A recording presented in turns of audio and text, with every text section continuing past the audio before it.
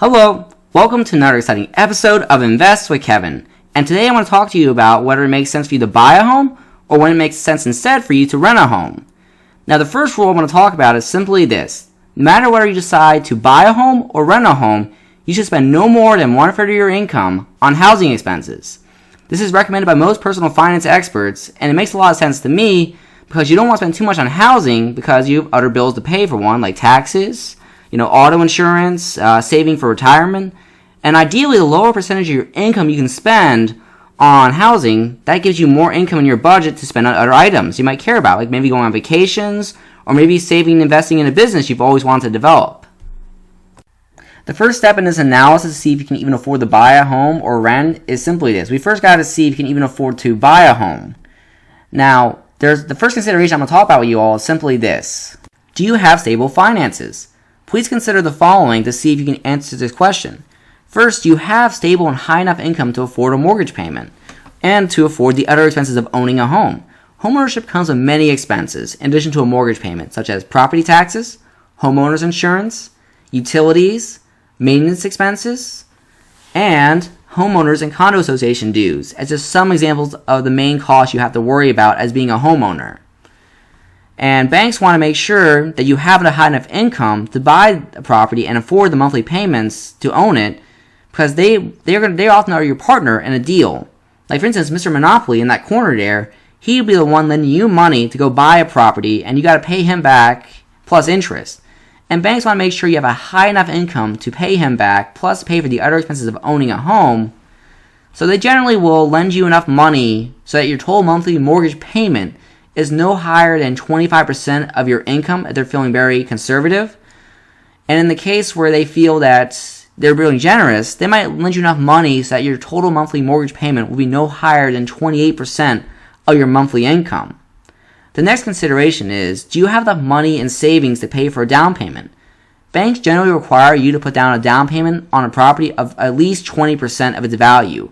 This makes you have skin in the game, and you're invested in a deal, and you're not likely to walk away at the first sign of trouble. It is actually possible to make down payments less than 20%. However, if a bank notices that, they will definitely charge you private mortgage insurance, which is another expense. Private mortgage insurance is what borrowers have to pay when they buy a property with less than 20% down payment. This is to protect the lender in the case that you don't make monthly payments, and you got to pay for this private mortgage insurance monthly. The next consideration is, do you have any other loans such as auto loans, student loans, credit card debt, personal loans? Banks want to know this because they believe that your total debt payments, for all your debts, including your mortgage payment, should be no higher than 36% of your income. They don't want to get you over indebted because that makes you a higher risk and less likely to pay them back. The last consideration to answer this question of do you have stable finances is, do you have a good credit score, preferably at least 620. The higher your credit score, the lower an interest rate on a loan a bank will lend to you. And for instance, the guy who has a credit score of at least 750, he'll get a better interest rate for sure than a guy who has a credit score of 620. And the better your credit score is, besides getting lower interest rates on your loans, you also have a higher chance of being approved for a loan because banks want to lend money to people they believe who are able and willing to pay them back. And that is demonstrated typically with a FICO score, a credit score. Now let's run some numbers to see what the costs are of owning a home versus the cost of renting a home are. So at the time I bought my home, I bought it for about $132,000. And I took advantage of the first-time homebuyer program in my state, so I was able to put down 10% of the purchase price instead of 20%. So this $13,200 figure here, this came from my own personal money, my own savings, and that's how much I put into buying my property. And that's also known as equity, but I'll explain that in another video. So the mortgage amount was 90% of my purchase price. So I borrowed $118,800 at a 5% interest rate and for 30 years. And below you'll see my monthly mortgage payment has populated, and I got a 30-year fixed rate mortgage, which means my monthly payment will be the same for the life of the loan. And it won't matter if 25 years passes or inflation rises ridiculously high. As long as I don't refinance my mortgage, I'll pay the same monthly payment I'll pay the same monthly payment as I am now. And that monthly payment was about 18.4% of my gross income, my monthly income really, and that's a good thing because as I explained before, banks use qualifying ratios. They don't want the monthly mortgage payment to be too high proportion of your income. They generally want to see it to be under 25 to 28% of your monthly income. And in my case, mine's under 20% of my monthly income, so banks would be more than happy to lend me money. In fact, they'd be willing to lend me more money to buy a more expensive property. But I didn't want to really spend too much money to buy a property, even though I had a budget of around $150,000 to buy a home. Now we know the first expense we have to pay as a homeowner, the mortgage payment over here. Lucky for me, Excel already populated that number, $637.74. Because I got a condo unit, for those of you who don't know, a condo unit's like pretty much an apartment unit, but you actually own it actually. But you should know an apartment building has common areas. So because I bought this condo, I technically own an undivided interest along with all the other condo owners in the common areas for my condo association. And I got to pay monthly, fee to them each month to maintain the common areas. In my case, my first year ownership, I had to pay $247 a month.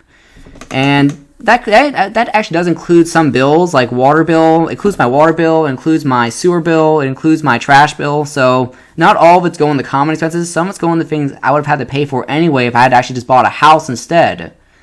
My next expense I'm going to talk about is property taxes. It's a common way for county governments and city governments to raise tax revenue from property owners by taxing them at a percentage of their property's assessed value.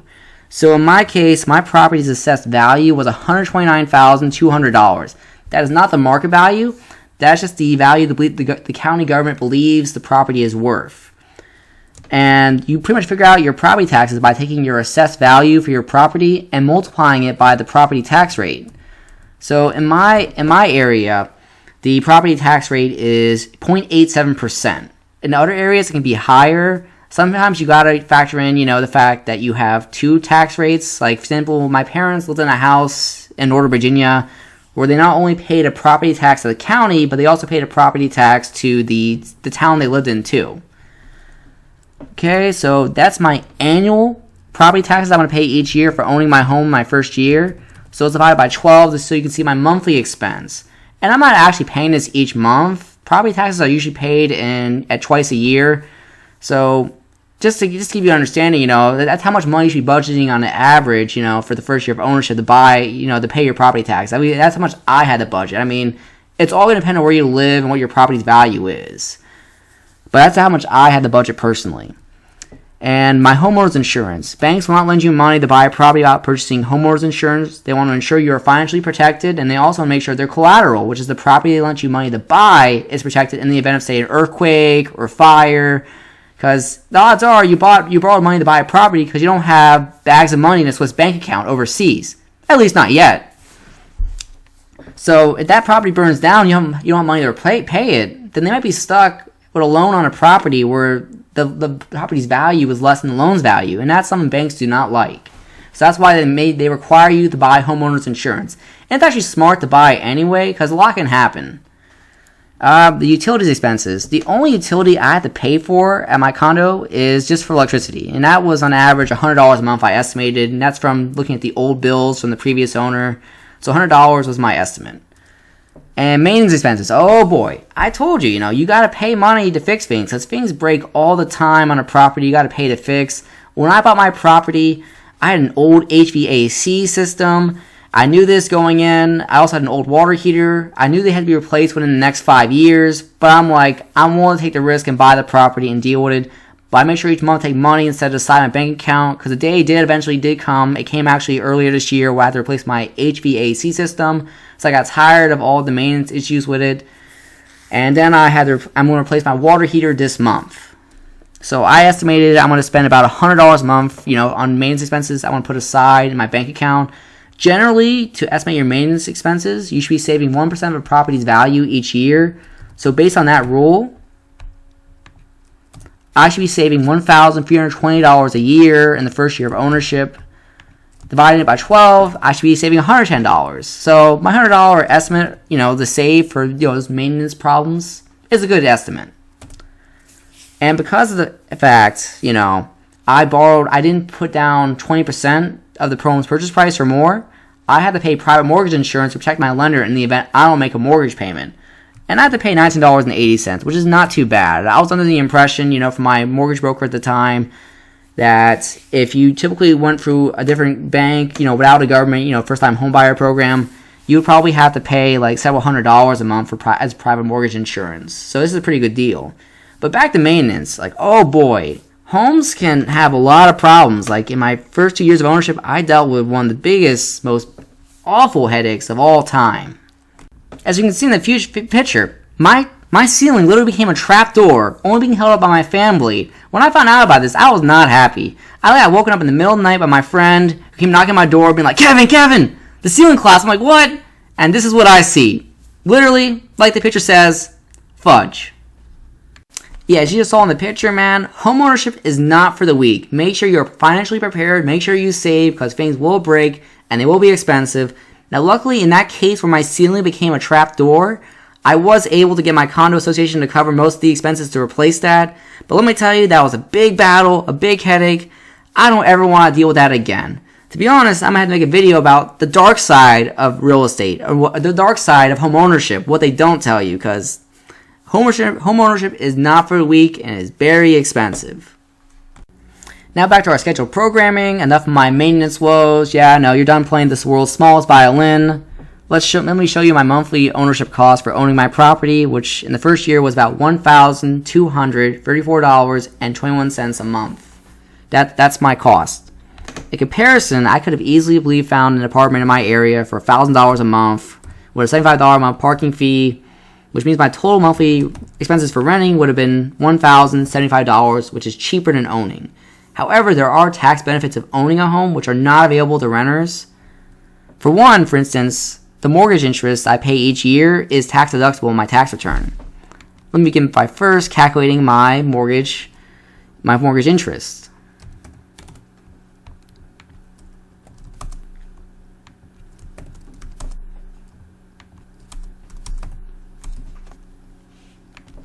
So in the first year of ownership, because of the fact I bought my property in February and didn't make my first payment until April, that means I only made 9 payments my first year. So I made about $4,433 in interest expenses to the bank. And in the same year, I also spent about $2,000 in state income taxes.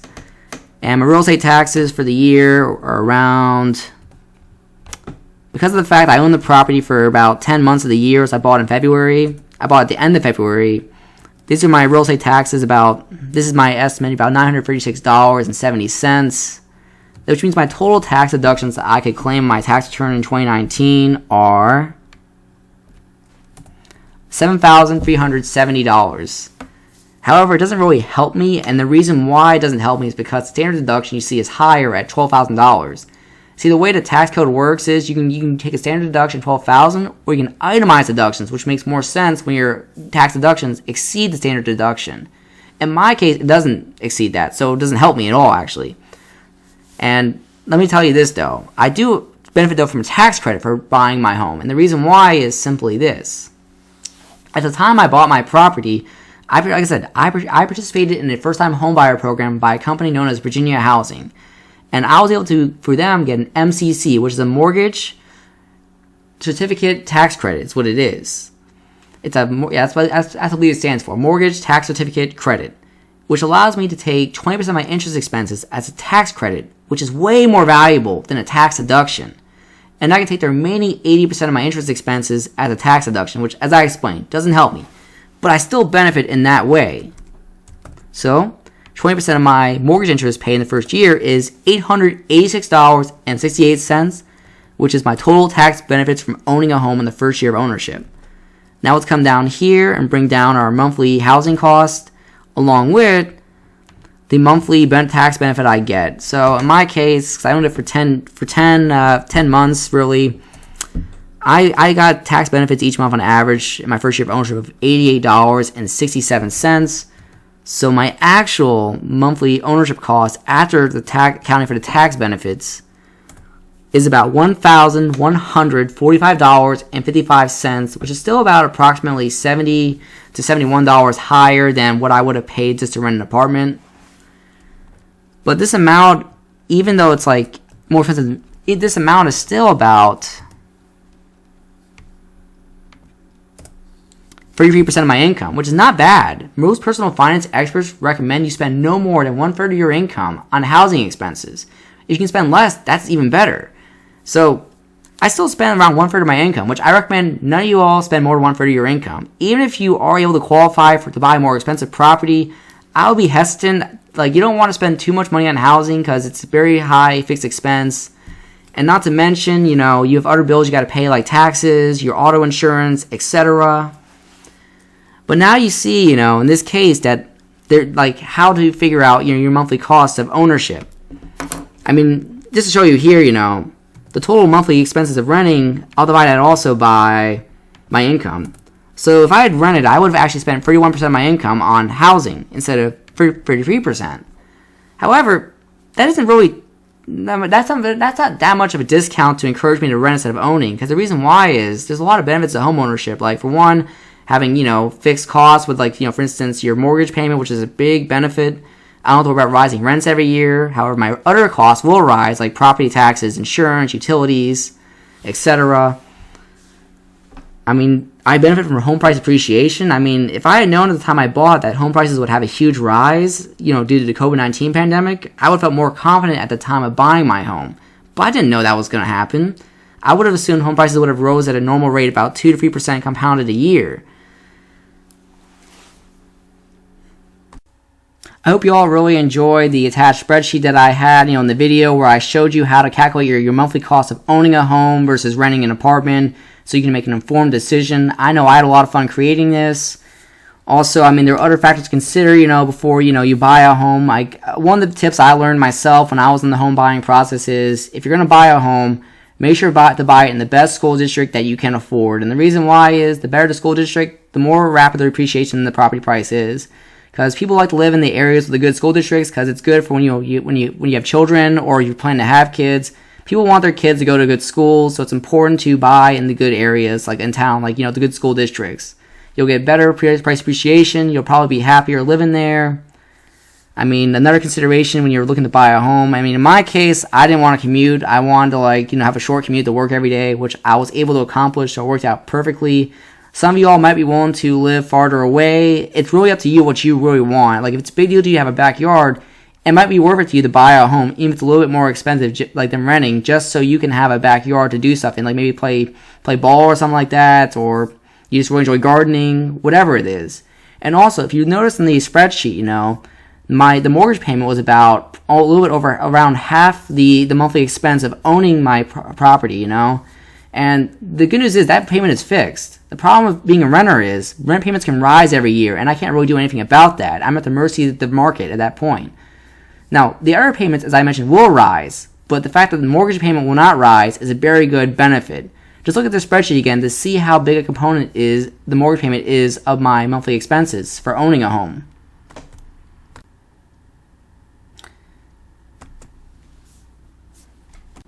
As you notice in the spreadsheet, the mortgage payment was a little bit over half the monthly housing expenses. And that's a fixed expense too. It's not going to rise over time. That's a good thing. It's actually why if you own your home for a long period of time, you'll see a greater advantage of ownership than renting. In fact, the longer the period of home ownership, the greater the advantage over renting. And that's because, rents will rise over time at the market rate, while your housing costs will actually grow at a slower rate because of the fact one of your main expenses, the mortgage, is a fixed expense, assuming you got a fixed rate mortgage. Now, the other benefit is, because of the fact you own your home for a long period of time, you most likely saw some really good property price appreciation, where the property price has risen since you bought it. And as I explained, the longer you own it, the wealthier you're going to get, the richer you get, because your home value will keep rising over time. And you'll save more money, too, over time, because you'll be like, man, it's a good thing I bought a home, because you had rented, you're going to see your rents rise at the market rate, but your home ownership costs being, relatively hedged with your mortgage payment at least, you'll see your housing costs grow at a slower rate because that mortgage payment's going to stay the same, exact same. And the other thing to consider is, if you're not going to buy a home, to live in for a long period of time, like at least 9 years, like say you're going to buy it for 2 years, it's probably not smart. Because you're not likely to see the property price appreciate enough to compensate you for the fact you're going to have to sell it and pay closing costs to sell your home. You might even lose some of the money you put into your home, your equity. You might lose some of that money because of the fact the property price hasn't appreciated enough. And that's only if you buy it and quickly try to sell it, assuming you bought it at market rate and then you're selling for market rate in the future. those are the considerations, you gotta consider before you buy a home versus renting a home. I mean, if you're gonna be moving, like say you want to follow your dream and be an actor in California in the next 6 months, it's probably not smart to buy a home if you're gonna move. Because it takes time to sell too. Homes are not liquid assets. They take time to sell. It could take months to sell a home. Now, thank you guys so much for watching. I appreciate you watching. Make sure to subscribe, like, comment, and share with your friends.